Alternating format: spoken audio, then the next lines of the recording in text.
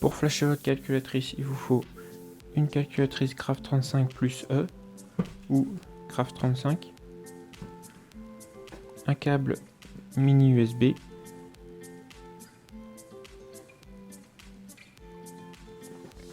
et un ordinateur sous Windows. Une fois le fichier téléchargé, on se retrouve avec un fichier fxupgrade.zip. Donc ce fichier, on fait extraire ici.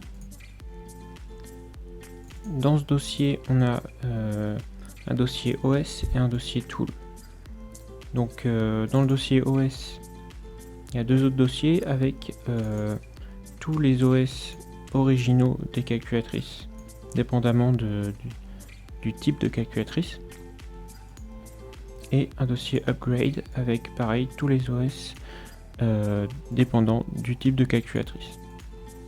Sachant que si vous avez une Casio Craft35 plus E, ce sera forcément le fichier SH4E que vous allez utiliser. Ensuite, nous, ce qui va nous intéresser, c'est le dossier Tool, dans lequel on a deux logiciels. On a FX Remote et FX Remote E. Donc en l'occurrence ici, si on veut flasher une Casio Craft35 plus E, on va utiliser FX Remote E. Donc je vous conseille de faire clic droit, exécuter en tant qu'administrateur. Et donc voilà, on se retrouve avec ce logiciel. Pour flasher votre calculatrice via le logiciel FX Remote, vous devez au préalable avoir installé le logiciel FA124 qui permet d'avoir les drivers pour que votre calculatrice soit reconnue par l'ordinateur. Ensuite, vous devez placer votre calculatrice en mode OS Error. Pour ce faire, vous devez appuyer simultanément sur le bouton Restart, avec la mine d'un crayon par exemple, sur le bouton F2, 4 et AC On.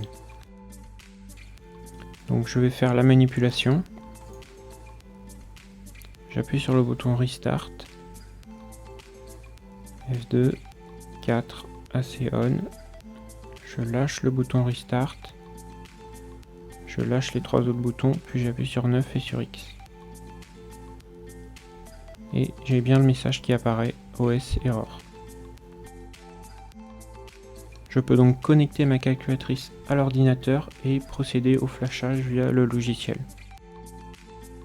Sur le logiciel, vous cliquez sur Recover Flash, puis vous allez chercher votre fichier dans le dossier Upgrade SH4E ou celui qui correspond à votre calculatrice. Ouvrir. Là, il nous demande est-ce que la calculatrice affiche bien Waiting.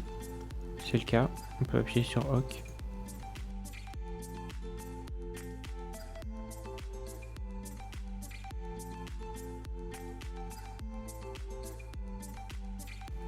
Ensuite, il nous met un message de mise en garde. On continue. Deuxième message, on continue. Et la calculatrice est en train d'être flashée. Voilà, l'opération s'est terminée avec succès. La calculatrice a redémarré. On peut à nouveau l'utiliser. Je peux maintenant cliquer sur quitter et débrancher ma calculatrice de l'ordinateur. À savoir que après un flash, vous devrez redémarrer votre calculatrice en appuyant sur le bouton Restart au dos. Sinon, vous ne pourrez pas éteindre votre calculatrice.